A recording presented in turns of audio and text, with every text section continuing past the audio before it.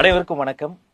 கொடூரமாக கைது செய்யப்பட்டு அடைத்து வைக்கப்பட்டிருக்கிற தூய்மை பணியாளர்களை நேர்லேயே போய் அவர்களை பார்த்து வந்திருக்கிறார் நம்முடைய தமிழக வெற்றிக் கழகத்தின் துணை பொதுச் செயலாளர் அண்ணன் சிடிஆர் நிர்மல்குமார். அவரோடு பல விஷயங்கள் பேச போறோம். வணக்கம்ண்ணா. வணக்கம்.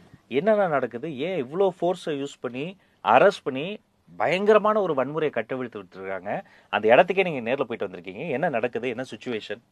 போராட்ட காலம், அதாவது ரிப்பன் பில்டிங் வெளியே நடந்த போராட்ட காலத்துக்கு போன வாரம் போய் பார்த்துட்டு வந்தோம். எஸ். அதுக்கப்புறம் இன்னைக்கு கைது செய்து உள்ள அடைச்சு வச்சிருக்காங்க.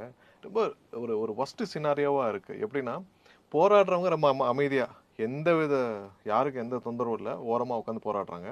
ஸோ இதுக்கு கோர்ட்லேருந்து ஒரு ஆர்டர் வருது. ஸோ இது நம்ம கோர்ட்டோடைய ஆர்டரை பற்றி நம்ம பேச வேண்டாம். பட் இந்த கோர்ட்டோடைய ஆர்டரில் என்ன நடந்துச்சுன்னு சொன்னால், ஒரு தேர்ட் பார்ட்டி ஒருத்தவங்க வந்து யாரோ ஒரு தேர்ட் பார்ட்டி வந்து ரெஸ்பாண்டண்ட்டாக கவர்மெண்ட்டே போட்டு எங்களுக்கு இதை காலி பண்ணணும்னு சொல்லி போகிறாங்க. இதே மாதிரி தான் அனகாபுத்தூர்லையும் இருந்துச்சு. அனகாபுத்தூர்லையும் ஒரு சம்மந்தம் இல்லாத ஒரு 4 பேர் வந்து கவர்மெண்ட்டை ரெஸ்பாண்டண்ட்டாக வச்சு, நீங்கள் வந்து எங்களுக்கு இதை வந்து நீர்பிடிப்பு பகுதி, இதை நீங்கள் வழித்தடங்கள் நீங்கள் காலி பண்ணணும்னு சொல்கிறாங்க.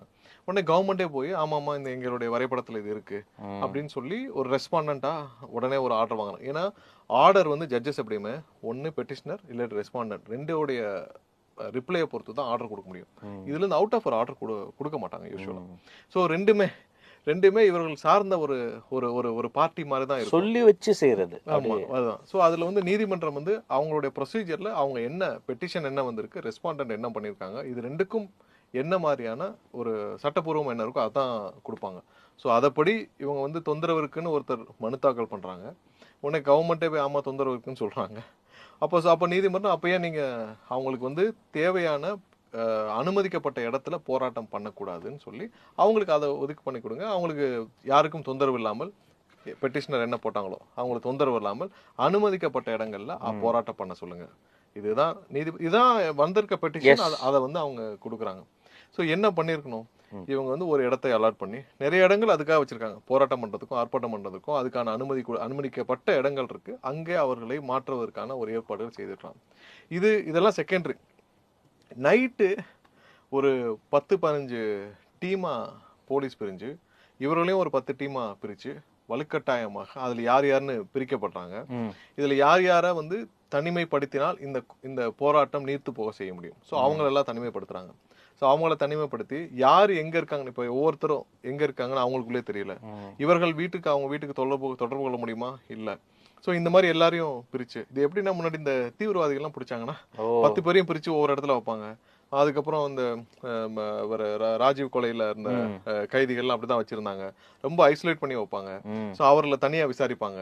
ஸோ அந்த மாதிரியான ப்ரொசீஜர்ஸ் இவங்ககிட்ட ஃபாலோ பண்ண வேண்டிய அவசியம். தூய்மை பணியாளர்களா தீவிரவாதிகள்? ஆமா, இவங்களும் என்னன்னா 13 நாட்களாக இரவு பகல் பாகாம அங்கேயே கடுமையா போராடிட்டு வரவங்க. ஏன்னா அங்க இருக்கிறப்ப அவங்க நிறைய பேர் சிக்கு. ஏன்னா 15 நாளா 13 நாளா அவங்க வந்து மழையிலயும் வெயிலையும் இருக்காங்க. நிறைய பேருக்கு உடல்நிலை சரியில்லாம இருந்தாங்க. நம்ம டாக்டர்ஸ் டீம்லாம் அங்க போய் அவங்களுக்கு தேவையான உதவிகளை செஞ்சாங்க. ஸோ அங்கேயே ஏற்கனவே உடம்பு சரியில்லாம 13 நாட்களாக ஒரு பெரும் மன உளைச்சல் இருக்கிறவங்கள நீங்க அதுக்கு மேல ஒரு அராஜக போக்குல அடிச்சு தூக்கிட்டு போக வேண்டிய போக்கு வந்து ரொம்ப மோசம். அதுலயும் இவ்வளவு ஐசோலேட். கிட்டத்தட்ட ரிப்பன் பில்டிங்ல இருந்து இப்ப நான் இன்னைக்கு வந்து வழக்கறிஞர் பாரதி கைது செய்யப்பட்டிருந்த கீழ்கட்டளை அங்க போய் பார்த்தோம். உள்ள யாரையும் அனுமதிக்கப்படலை. உள்ள என்ன நிலைமையில் இருக்குன்னு தெரியல. அந்த மண்டபமே எப்படின்னா வெளியில என்ன நடக்குதுன்னே தெரியாத அளவுக்கு ஒரு லென்த்தியான ஒரு பிளேஸ். உள்ள என்ன நடக்குதுன்னு வெளியிலயும் தெரியாது. உள்ளே விட மாட்டாங்க. அங்க இருக்கிறது ஒரு 40 பேர்னா போலீஸே 100 பேருக்கு மேல. அதிகப்படியான ஒரு ஸ்ட்ரென்த்தும் உள்ள போக அனுமதி. உள்ள அவர் இருக்கிறான்றத தெரிஞ்சுக்கிறதுக்கே கிட்டத்தட்ட எங்களுக்கு ஒரு 11-12 மணி ஆயிடுச்சு. ஸோ எங்க யார் இருக்கிறான்னு கண்டுபிடிக்கிறதுக்கு எல்லாருக்கும் பெரிய கஷ்டம் ஆயிடுச்சு. ஸோ அந்த மாதிரியே ஒரு அடைச்சி வைக்க வேண்டிய அவசியமே இல்லை.